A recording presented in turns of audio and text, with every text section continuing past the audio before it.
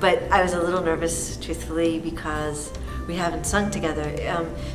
I was in Seattle earlier this week, but then I was they live in Woodinville, and we didn't really get a chance to work together. So, but I love them, and I love Dylan's voice, and I'm glad to share it with people who. He's off to college next year. He graduates in June. He's a year ahead, and his birthday's tonight. So I was like, "You want to come and sing with me?" And he wanted to sing everything because he's sort of like, "I can do that. I can put a harmony there." Like, okay, let's but really, that is what music is. And you know, I only wish I had a little bit more chance this week to rehearse with them because you probably get to hear more of them. But hopefully in the future you will. Yeah. And Cindy and I started. Cindy's my sister. We started Disappear Fear in a long time ago. We don't need to know the exact date. 20-ish years ago, and then we took Dylan when he was like this big and could be carried in this umbrella on the road with us. But after like 6 weeks on the road, he stopped eating. So he was done. He was like, "I'm done." So Tom, my brother-in-law, flew out and took Cindy and Dylan back home to Baltimore. And I was with the band. I had 4 musicians with me, so we continued on the tour. But that was really the end of Cindy's touring with me.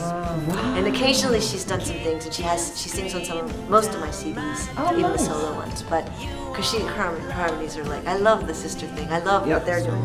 And when I was 10, he gave me a guitar, and I said, "Dad, I'm gonna be a big star."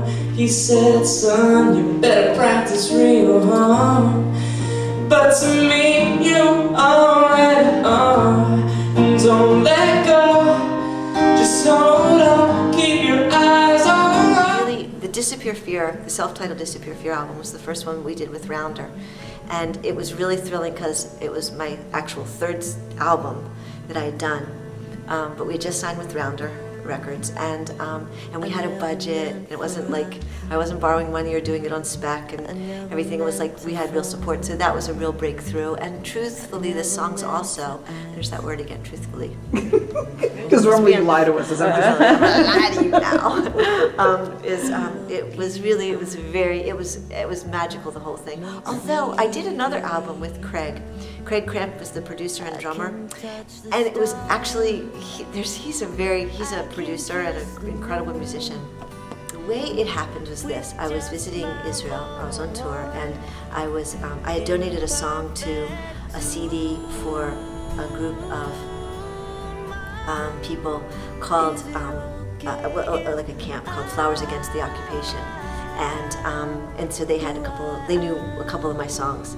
And so my friend who was doing some communication work between Israel and Palestine, the West Bank, asked me if I would come and sing, and I said, totally. So it's a pretty tricky thing. Actually, you have to go to sort of a transition zone where you can get into a Palestinian vehicle and then be taken onto that part of the country.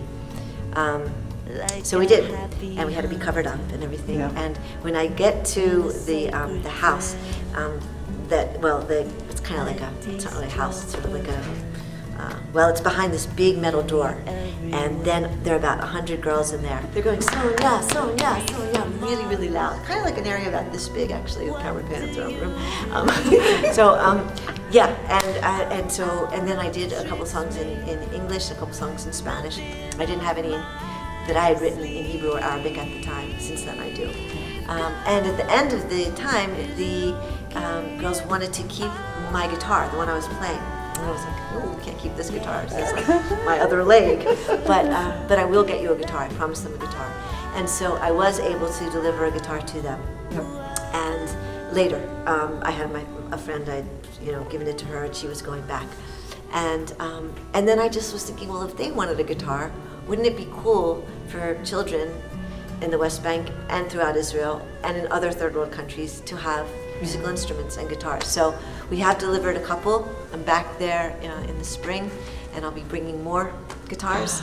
And also teaching. I'd like to develop it further. Verses, rabbis and killers, ghosts and healers, and all other spiritual custodians. Stop lying, cheating, deleting, mistreating, and bombing, 'cause I am the other man. I love Australia.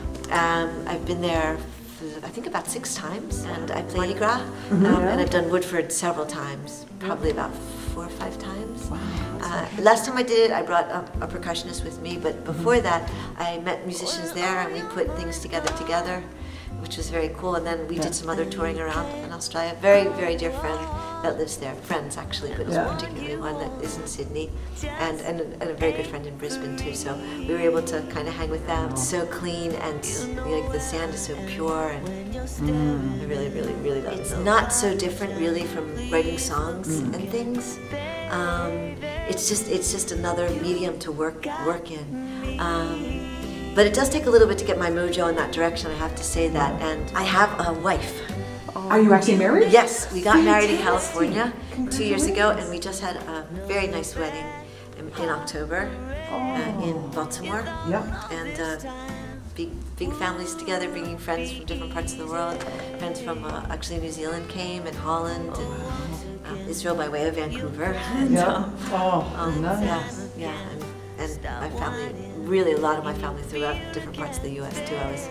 It was beautiful. It was beautiful. My father made it possible, and actually Terry's parents and my parents made it possible. So it's lots of very good support. We've been together quite a few years actually, and it's fun. It's just another reason for like a honeymoon or an anniversary. One look in your eyes makes me believe can touch the stars. I'm traveling quite a bit this year internationally. I'll be in Israel in the spring, but prior to that I'll be touring in Holland, excuse me, in Germany. I think Holland, Germany's definite. And then I hope to go back to Ireland at some point, and I will be in Copenhagen towards the end of the summer. So that'll be fun. I'm working on a secret project by songs that I did not write, that are great songs that I'm going to be doing.